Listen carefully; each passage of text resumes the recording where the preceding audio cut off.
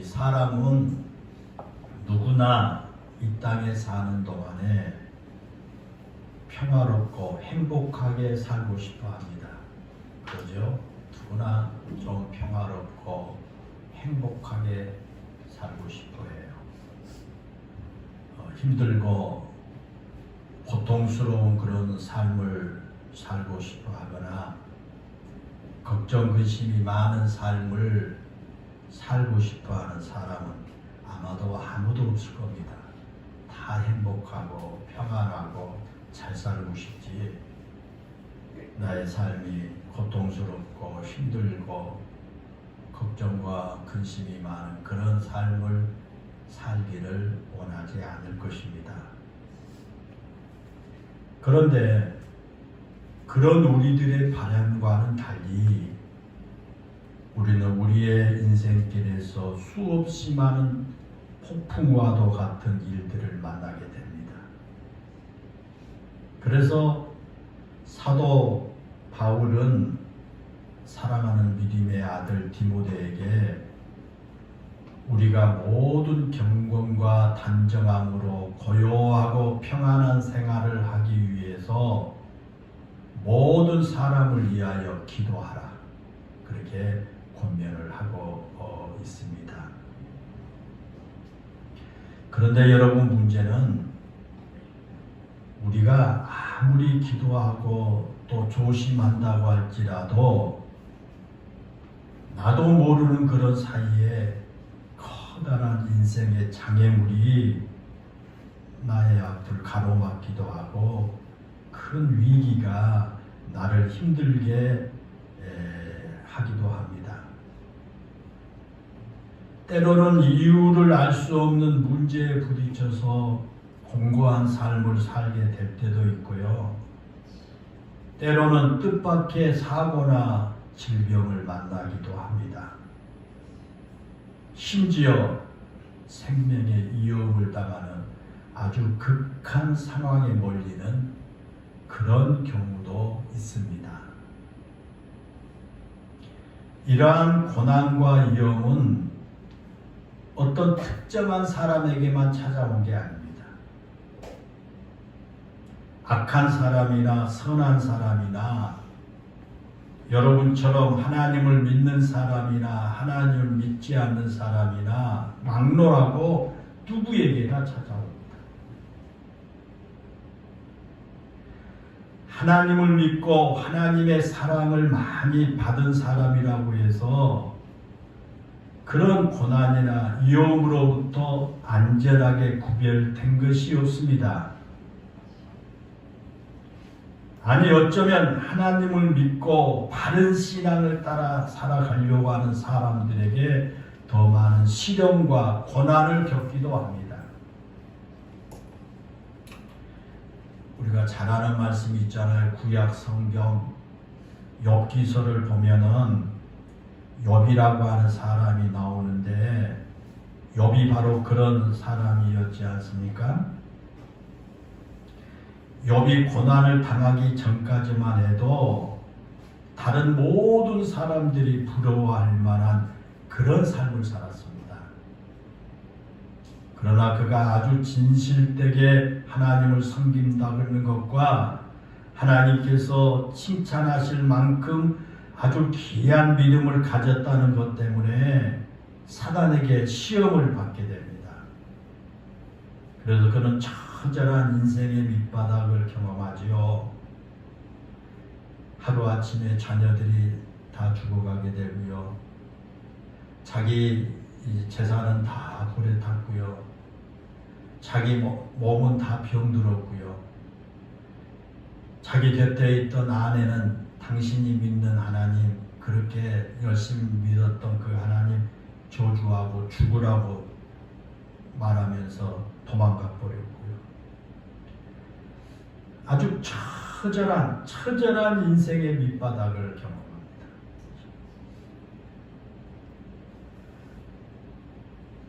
그가 하나님을 잘 믿었습니다. 진실하고 정직하게 살았습니다. 한때는 아주 세상이 모든 사람들이 부러워할 만큼 그런 삶을 살았습니다. 그런데 지금 이러한 처절한 인생의 나락으로 떨어지고 말았습니다. 그래서 예수님께서 그리스도를 따라 사는 사람에게는 많은 고난과 핍박이 예견되어 있다라고 하는 말씀을 한 겁니다. 그러기에 하나님의 백성으로 택하심을 받았다는 것은 어쩌면 더 많은 시련과 핍박과 위험 속에 살아가는 사람이 되었다라고 하는 의미와도 같습니다. 그러니까 여러분들이 이런 신앙을 잘못 오해하고 교회를 다니면 큰 시험에 들어요. 내 깐에는 이렇게 열심히 기도하고 교회 열심히 다녔는데 왜 나에게 갑자기 이런 일들이 닥칠까? 왜 나에게 이런 모험에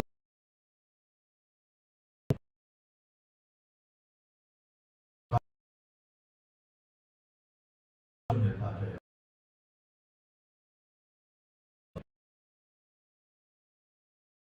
걸쳐서 그래서 이 세 차례 선교 여행을 마치고 선교 여행의 결과를 보고하기 위해서 예루살렘으로 갔습니다. 그런데 예루살렘을 향해 가고 있는 바울의 발걸음은 결코 기쁘거나 감격의 이 벅찬 발걸음이 아니었습니다.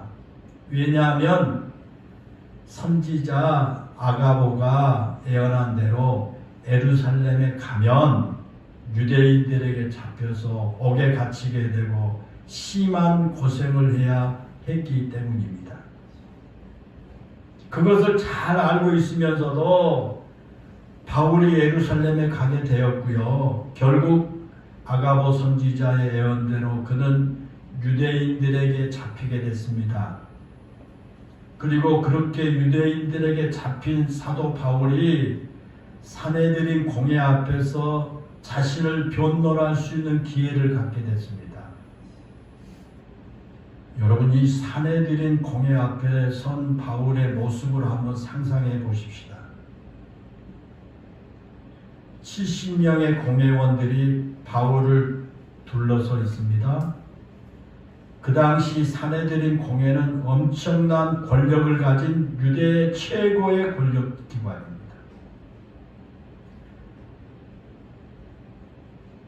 그들이 예수님에게 사형 선고 언도를 내리기도 했던 사람들입니다.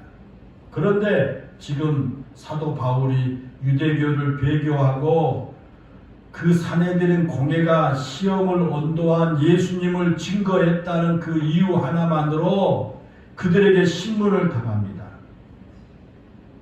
비록 자신을 변론하고 있지만 사내들인 공회원 70명 중에 사도 바울을 도와주려고 생각한 사람은 단 한 명도 없습니다. 모두가 바울의 잘못을 찾아내어서 그에게 범죄 올가미를 씌우기 위해서 눈을 부릅뜨고 바울을 쳐다보고 있을 뿐입니다. 그런가 하면 사내들인 공회 밖에서는 바울을 죽이려고 모의하고 결사대를 조직한 사람들이 바울을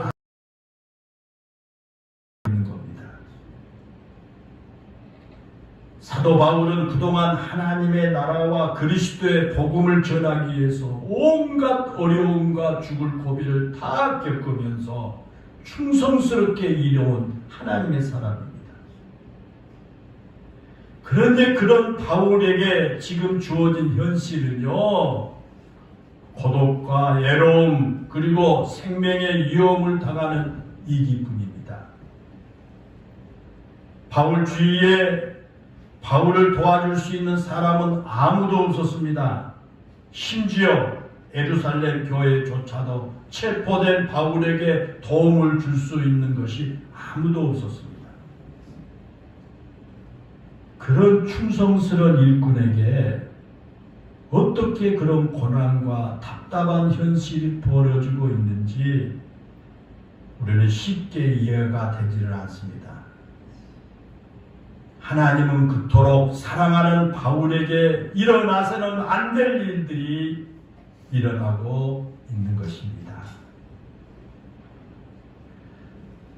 저는 종종 열심히 신앙생활하는 그런 우리 성도들을 보면서 목회자로서 참으로 가슴 아픈 일들이 있어요. 목회를 하면서 열심히 신앙생활하는 우리 성도들 보면서 때로는 아주 가슴 아플 때가 있습니다. 그것은 뭐냐 하면 정말 열심히 신앙생활하고 열심히 기도하고 봉사하는데도 삶의 어려움을 겪을 때입니다. 삶의 많은 어려움을 겪을 때예요. 정말 성실하게 살아보려고 몸부림을 치는데도 일이 잘 풀리지 않습니다. 그런 모습을 보면서 목회자로서 참으로 안타까움을 금할 수가 없을 때가 있습니다. 그러나 사랑하는 여러분, 성경은 우리에게 분명하게 가르쳐 줍니다.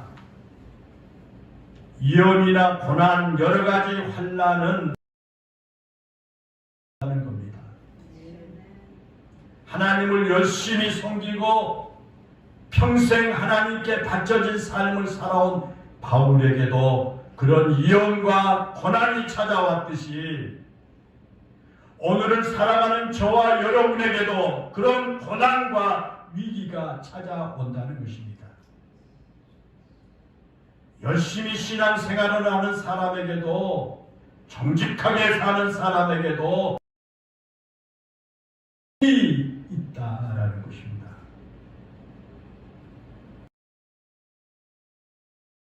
이 세상 사람들과 하나님의 백성들과의 별 차이가 없는 것처럼 보이죠.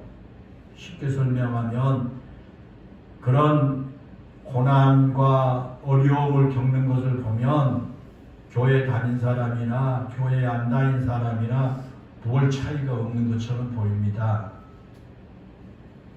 그러나 여러분, 그렇지 않습니다. 분명한 차이가 있습니다. 그것은 누구에게나 찾아오는 고난이라고 할지라도 믿음으로 사는 하나님의 자녀들에게는 하나님의 도우시는 손길이 분명히 있다라고 하는 사실입니다. 그런 고난임과 위기 자녀들이 세상 사람들과 다르게 상황에 대처할 수 있도록 만들어 주신다는 겁니다. 고난이 닥치는 것 같다고 할지라도 그 고난을 대하는 태도가 다른 겁니다. 그리고 고난을 대하는 태도가 다르기 때문에 그 결과도 분명히 달라질 수밖에 없다는 것입니다. 하나님께서는 자신의 택하신 백성들이 고난을 당하고 어려운 위기를 만났을 때 자신의 손을 펴서 우리를 도와주십니다. 오늘 본문에서 우리는 그 위기 앞에 서 있는 사도 바울을 도우시는 하나님의 손길을 우리는 발견합니다. 오늘 본문이 그런 말씀입니다. 어려운 그런 위기 가운데 있는 하나님의 사람 사도 바울을 도우시는 하나님의 그 손길을 기록하고 있는 것이 오늘 본문의 말씀입니다. 하나님께서 절체절명의 위기 가운데 있는 사도 바울을 도우신 내용입니다. 오늘 본문 11절에 보면 사도 바울이 유대인들에게 생명을 잃을 그런 위기에 처해 있을 때 그날 밤 하나님께서 바울을 찾아오셔서 바울의 곁에 서서 바울을 격려해 주십니다. 거기 보면 그날 밤에 주께서 바울 곁에 서서 이르시되 담대하라, 내가 세상에서 나의 일을 증언한 것 같이 로마에서도 증언하리라 그렇게 말씀합니다. 거기 보면 하나님께서 그런 위기에 처해 있는 사도 바울 곁에 서서 바울을 격려하시는 그런 말씀을 봅니다. 여러분 그렇습니다. 지금 사도 바울에게 가장 필요한 것은 이시 바로 그런 격려의 말씀일 거예요. 자기 주위에 자신을 도와줄 사람이 아무도 없어서 외로움과 고독에 휩싸여 있을 때 하나님께서 사도 바울을 찾아오셨고 그의 곁에 서 계셨습니다. 그것만으로도 사울에게는 큰 힘이 됐습니다. 내 고통을 하나님께서 외면하지 아니하시고 보고 계시고 나의 앞뒤가 꽉 막힌 상황에서 하나님 말씀을 통해서 확신을 하게 된 것입니다.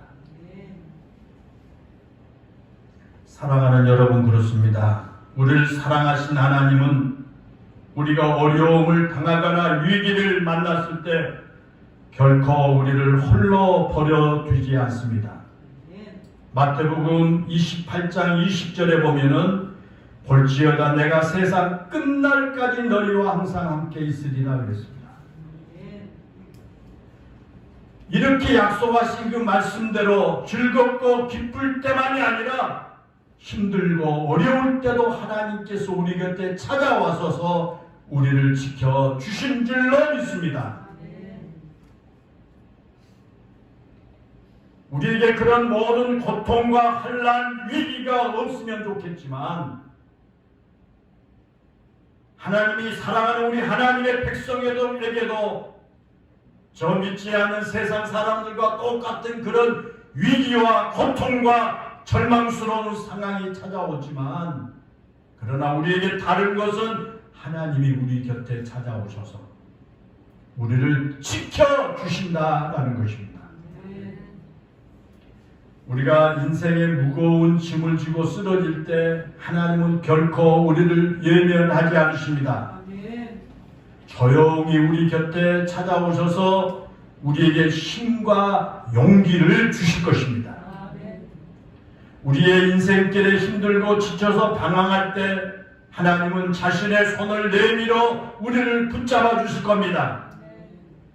그리고 우리가 사명의 짐을 지고 가다가 때로는 엎드려질지라도 하나님께서 우리를 곁에 다가와서 능력의 팔로 우리를 일으켜 세워주시고 안아주실 것입니다.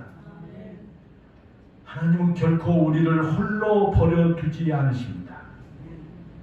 그래서 시인 다윗은 시편 37편 23절에서 여호와께 그의 길을 기뻐하시나니 그는 넘어지나 아주 넘어지지 아니함은 여호와께서 그의 손을 붙드시니로다 찬양했습니다.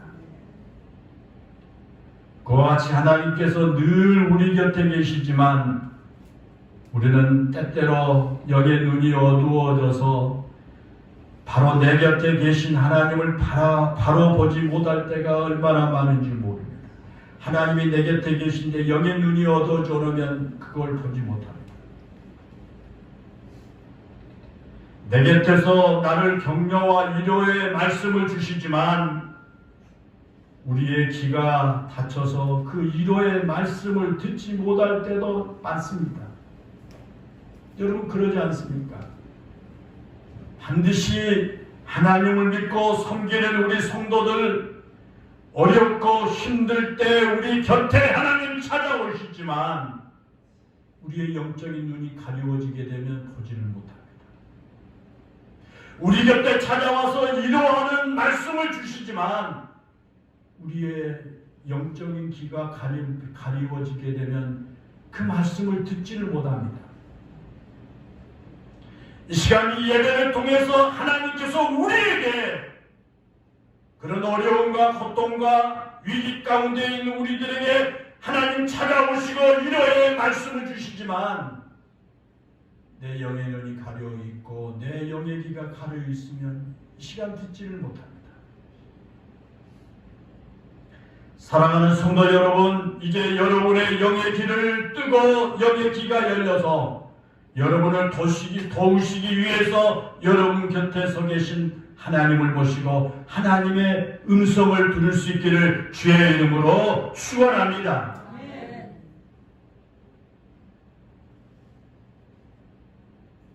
하나님께서 바울에게 위로의 말씀을 만 주신 것이 아닙니다. 하나님께서 찾아오셔서 어려운 위기 가운데 있는 바울에게 위로의 말씀만 주신 게 아닙니다.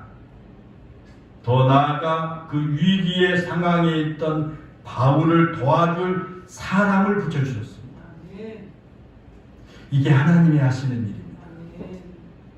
하나님은 내가 어려운 가운데 찾아오셔서 나에게 말씀으로 위로해 주시고 격려해 주시고 힘을 주실 뿐만 아니라 나를 도울 수 있는 사람을 붙여줍니다. 사람을 보내주십니다. 본문 12절과 13절에 보면 그러죠. 바울을 죽이기 전에는 먹지도 아니하고 마시지도 않겠다라고 맹세한 사람이 40명이나 있었다고 그랬습니다. 바울을 죽이지 않으면 나 먹지 않겠다. 그렇게 맹세한 사람이 40명이나 됐습니다. 그리고 바울을 암살하기 위한 비밀 결사대까지 조직되어 있습니다. 그들은 종교 지도자들을 찾아가 가지고 그런 사실을 알리면서 천부장에게 바울을 데려오라고 제안합니다. 바울이 사내들인 공회를 떠나 종교 지도자들에게 가면 그 길목에 자신들이 매복하고 있다가 바울을 암살하겠다고 하는 음모를 꾸민 겁니다. 바울을 죽이기 위한 그런 음모예요. 그런데 본문 16절에 보면 바울의 생길이 그들의 그런 음모를 바울에게 알려줍니다. 하나님께서 바울의 생명을 보호하기 위해서 바울을 도와줄 사람을 보내주신 겁니다. 그 사람이 생길입니다. 그런 사실을 알게 된 건 우연이 아닙니다. 하나님께서 바울을 도우시려고 그 생길을 그곳에 보내십니다. 그래서 바울이 그의 생길을 천부장에게 보내서 그런 사실을 보고하게 했고요. 천부장은 로마 시민권을 가진 바울을 어떻게 해서든지 보호하기 위해서 천부장이 특단의 조치를 취한 것을 봅니다. 하나님께서 바울의 생명을 지켜주시기 위해서 바울의 생지를 천부장에게 준비시켜 주신 겁니다. 사랑하는 여러분, 그렇습니다. 하나님께서는 하나님의 자녀들, 여러분들을 보호하기 위해서 우리 주변의 사람들을 사용하십니다. 때로는 나의 가까운 사람을 보내주시기도 하고요. 때로는 생명부지의 사람을 통해서 도움을 받기도 하십니다. 하나님이 하신 겁니다. 내가 이런 어려움과 위기에 처해 있을 때, 환난 가운데 있을 때 나의 가까이 있는 사람이 나를 도와주기도 하고요. 또는 내가 전혀 알지 못한 사람이 나를 도와주기도 하십니다. 하나님이 하신 겁니다. 하나님이 보내신 겁니다. 우리는 어려움을 당하면 내 주변을 넓게 보지를 못합니다. 그 어려운 문제를 쳐다보느라고, 어려운 문제만 바라보느라고 내 주변에서 일어나는 일들을 보지 못할 때가 많습니다. 그러지 않습니까? 그런데 오늘 본문은 우리가 힘들고 어려울 때 하나님께서 우리를 위해 누군가를 준비시켜 주셔서 우리를 도와주신다라고 하는 사실을 가르쳐 줍니다. 우리가 위기를 당하게 되면 우리의 생각과 우리의 눈이 매우 작아집니다. 그리고 오직 나밖에 보이지 않습니다. 내가 어려운 위기에 닥치게 되면 내 생각이 좁아져요. 내 눈이 작아져요. 그리고 나밖에 안 보여요. 때로는 하나님도 안 보여요. 그래서 열심히 신앙생활하던 사람이 갑자기 어려운 일을 당하게 되면 하나님 안 보여요. 때로는 하나님께서 나를 도와주시기 위해서 준비시켜 놓으신 하나님의 사람들이 보이지 않을 때도 많아요. 그러나 하나님께서 자신의 자녀들인 우리에게 도움이 필요할 때 우리를 돕기 위해서 철저하게 준비된 사람을 확보하고 계신다는 사실을 여러분 잊지 마시기를 바랍니다. 히브리서 12장 1절에 보면 이러므로 우리에게 구름같이 허다한 증인들이 있으니 모든 무거운 것과 얽매이기 쉬운 죄를 벗어버리고 인내로서 우리에게 당한 경주를 경주하자 그랬어요. 그 말씀에 보면 우리 주위에 구름같이 둘러싼 응원꾼들이 있다 그런 말씀이에요. 이미 믿음의 경주에서 승리한 그들이 우리가 신앙의 경주에서 승리할 수 있도록 힘내라고 응원하고 있다는 것입니다. 나 혼자 경기장을 달려가는 것 같아도 우리 주위에는 그와 같이 나를 응원하고 나를 도와줄 하나님의 사람들이 있다라는 것입니다. 사랑하는 여러분, 이 사실을 절대 잊지 마시기를 바랍니다. 우리는 결코 혼자가 아닙니다. 우리 곁에는 언제나 하나님이 계시고 그 하나님께서 우리를 도와줄 사람을 준비하고 계신다는 겁니다. 이제 우리 눈을 떠서 우리 곁에 계신 하나님을 바라보아야 합니다. 그리고 그 하나님께서 우리를 돕기 위해 준비해 놓으신 하나님의 사람들을 믿음의 눈으로 바라보아야만 할 것입니다. 우리가 연약한 자리에 있을 때 나는 잘 모를지라도 나를 위해서 기도하는 사람들이 많이 있습니다. 나의 무거운 짐을 나누어 줘줄 사람들이 내 옆에 있습니다. 하나님께서 준비하신 사람들이 내 옆에 있는 것입니다. 우리는 그들로부터 오는 도움의 손길을 하나님의 손길로 알고 받아들여야 할 줄로 믿습니다.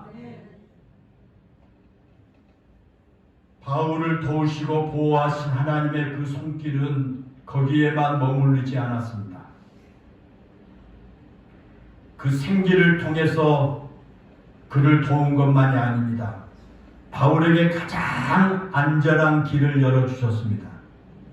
23절부터 보면은 천부장이 극비리에 백부장 2명을 불러서 가이사라에까지 갈 보병 200명과 기병 70명과 그리고 창병 200명을 준비하게 만듭니다. 이 군사들은 바울을 안전하게 데리고 가기 위해서 천부장이 준비시킨 병력입니다. 아니, 하나님께서 준비시킨 군사들입니다. 하나님께서 이 천부장을 통해서 바울이 목적지까지 무사히 갈 수 있도록 다 준비시킵니다. 바울을 죽이기 전에는 먹지도 않겠다고 결심한 민간 결사대 40명과 비교도 안 되는 막강한 군대를 준비시킵니다. 그리고 본문 25절부터 보면은 바울의 법적인 신병 보호를 위해서 로마 총독에게 친서를 써줍니다. 그렇게 해서 바울이 안전하게 가이사라에 호송되었고 헤롯 궁에 안전하게 보호 수감이 되었습니다. 그리고 그런 보호 가운데 사도 바울이 그렇게도 가고 싶었던 로마에까지 안전하게 갈 수 있었습니다. 그 당시 상황에서 바울에게 이보다 더 안전한 길은 없었습니다. 바울이 할지라도 이보다 더 안전할 수는 없습니다. 예루살렘의 교인들이 다 동원되었다고 할지라도 이보다 더 안전하게 보장될 수는 없습니다. 하나님께서 바울이 당한 그런 위기의 상황에서 바울에게 가장 안전한 길을 열어주신 겁니다. 그것은 바울을 죽이기 전에는 먹지도 않겠다고 선언한 40명의 비밀 결사들을 부끄럽게 만드는 하나님의 방법이었다라는 것입니다. 사랑하는 여러분, 그렇습니다. 하나님은 언제나 우리 곁에 가장 좋은 길을 열어 주시는 분인 것입니다. 때로는 그 길이 험하고 먼 길처럼 보인다고 할지라도 하나님이 인도하시고 하나님이 가라고 하신 그 길이 가장 안전하고 좋은 길인 겁니다. 하나님은 언제나 우리를 안전하고 가장 좋은 길로 인도하실 줄로 믿습니다. 때로는 여러분 그렇잖아요. 서두에서 말씀을 들은 것처럼 오히려 하나님을 믿지 않는 사람들, 교회를 다니지 않는 사람들이 더 건강하고 더 평안하고 더 행복하게 사는 것 같고, 하나님 앞에 열심을 다하고 믿음 생활하고 기도 생활 잘하고 봉사 헌신하는 그 사람이 때로는 어렵고 힘들고 위기 가운데 처해진 모습을 보면서 우리는 이상하게 생각하기도 하고 낙심하기도 하지만은, 그러나 그게 아니다는 겁니다. 하나님이 그들과 함께 하심으로 그 결과는 반드시 더 좋은 길로 인도하게 된다라는 그런 말씀입니다. 바울이 가는 길목에 40여 명의 비밀 결사대가 있었던 것처럼 우리가 가는 길에도 많은 장애물들이 있게 될 겁니다. 믿음으로 살아가려고 하는 우리의 길을 방해하기 위해서 악한 영들이 우리의 삶을 힘들게 만들 수도 있습니다. 믿음을 따라 사는 우리를 바라보면서 배아파하는 사람들이 우리의 가는 길에 해방을 놓을 수도 있습니다. 그러나 여러분, 그 세력들이 아무리 강해 보인다고 할지라도 우리의 아버지가 되신 하나님보다 강할 수는 없습니다. 그들이 어떤 창대를 부려서 우리를 넘어뜨리려고 한다고 할지라도 하나님의 방법을 이길 수는 없습니다. 그러기에 우리는 우리의 인생길에 어려움과 위기를 만났을 때 그 어려움과 위기보다 더 크신 하나님의 도우심의 손길이 있음을 믿어야 할 것입니다. 그리고 그 하나님께 우리의 모든 문제와 어려움을 맡기면 그것이 아무리 크다고 할지라도 반드시 이길 수가 있을 겁니다. 그리고 우리가 믿음으로 그 어려움과 위기를 극복하고 나면 하나님께서 우리에게 더욱 놀라운 것들로 채워주실 줄로 믿습니다. 사랑하는 여러분, 지금 여러분의 앞길에 어려움이 있습니까? 지금 여러분 중에 견디기 힘든 위기와 상황에 처한 사람들이 있습니까? 지금 이 나라의 경제가 많은 어려움을 겪고 있지 않습니까? 정치적으로 매우 혼란한 가운데 있습니다. 정치인들이 백성들의 마음을 편안하게 해준 게 아니라 우리 백성들의 마음을 혼란스럽게 만들고 더욱 무겁게 만드는 그런 상황이지 않습니까? 사회적으로 참으로 암울한 일들이 많이 벌어지고 있지 않습니까? 코로나19가 완전히 끝나지 않고 아직도 마스크를 의지하고 살아가고 있지 않습니까? 그런 경제와 사회와 정치적인 틈바구니에서 하루하루를 살아간다는 것이 참으로 힘들고 어려운 그런 시대가 아닙니까? 그러나 사랑하는 여러분, 우리에게는 믿음이 있습니다. 하나님께서 우리를 믿음의 사람으로 불러주셨고 우리 안에 믿음을 주셔서 믿음으로 살게 하셨습니다. 그 믿음은 우리에게 모든 것을 하나님께 맡기라고 말씀합니다. 사도 바울을 그런 위기에서 구원해 주신 하나님은 오늘도 어려운 이 시대를 살아가고 있는 우리에게 힘든 위기 가운데 비틀거리며 살아갈 수밖에 없는 우리에게 구원과 능력의 하나님이 되십니다. 우리의 인생길에서 힘들고 고난이 겹쳐 쓰러질지라도 하나님께서 우리 곁에 오셔서 담대하라고 격려해 주십니다. 내가 너를 도와주리라고 말씀하십니다. 우리가 갈 길을 몰라서 방황할 때 우리보다 한 걸음 더 앞서가시면서 나를 따라오라고 말씀하십니다. 우리가 어렵고 힘든 길을 걸어갈 때 우리의 등 뒤에서 우리를 강한 팔로 밀어 주신 줄로 믿습니다. 우리의 사정을 가장 잘 아신 분이 우리의 아버지가 되시는 하나님이십니다. 그리고 어렵고 힘든 이때 우리에게 무엇이 필요한지 가장 정확하게 아시는 분도 하나님입니다. 우리보다 우리를 더 잘 아시는 하나님께서 가장 적절한 때, 가장 적절한 방법으로, 가장 좋은 곳으로 우리에게 채워 주실 줄로 믿습니다. 사랑하는 성도 여러분, 그 하나님이 여러분의 하나님이 되심을 믿고 모든 염려와 두려움을 하나님께 다 맡기시기를 바랍니다. 어떤 어렵고 힘든 상황에서도 여러분의 곁을 떠나지 않으시고 따뜻한 손길로 보호하신 하나님의 인도하심을 따라 사시기를 바랍니다.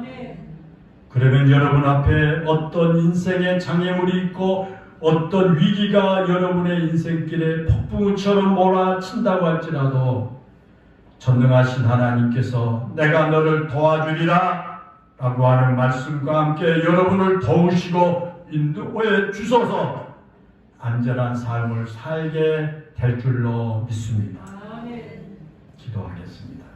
은혜롭고 감사하신 하나님, 우리가 이 세상에 태어나서 사는 동안 모든 사람들이 삶에 어려운 일들을 만날 때가 많습니다. 내가 감당하기 어려울 정도의 고난과 환난이 닥치기도 하고 나의 삶 속에 위기가 닥칠 때도 있음을 고백합니다.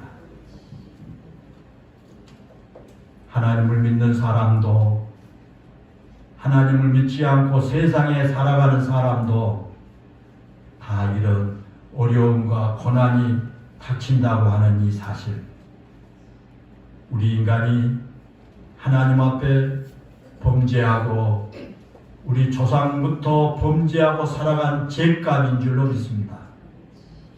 은혜로우신 하나님, 그러나 하나님께서 불러주신 우리 하나님의 백성들에게는 하나님을 알지 못한 세상 사람들의 고통과 환난과 위기와 다른 그런 삶을 살아갈 수 있다는 것을 오늘 우리 영일교회 모든 성도들을 깨닫게 해 주시기를 원합니다. 우리에게 그런 어려운 위기와 고통과 환난이 닥칠 때에 우리 곁을 찾아오시는 하나님이 계시고 우리에게 말씀으로 위로하시고 격려하시고 힘을 주시는 하나님이 계신다는 사실을 알고 이 한 시간 우리 영일교회 모든 성도들이 그 하나님을 볼 수 있는 영의 눈이 열리게 해 주옵소서.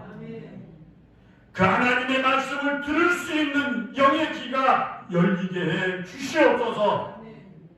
은혜로우신 하나님 뿐만 아니라 우리에게 하나님께서 우리를 돕기 위해서 준비하신 사람을 보내주신다는 사실을 기억하고 나를 돕기 위해서 옆에 찾아온 그 사람을 예사롭게 여기지 아니하고 하나님이 보내주신 분으로 우리가 믿고 하나님 힘을 얻게 하여 주시기를 원합니다. 은혜로우신 아버지 하나님 뿐만 아니라 하나님께서 직접적으로 우리를 돕기 위해서 여러 가지 방법을 동원하신다는 사실을 우리가 기억하고 그 어떤 어려운 상황과 환경 속에서도 믿음으로 하나님 바라보면서 하나님 저들이 위로받고 힘없고 담대하게 살아감으로 내가 너를 도우리라, 내가 너와 함께하리라고 하는 말씀과 함께 하나님의 도우심을 받고 위로받고 힘없는 우리 성도들 모두가 되게 하여 주시옵소서. 예수님의 이름으로 기도하옵나이다. 아멘.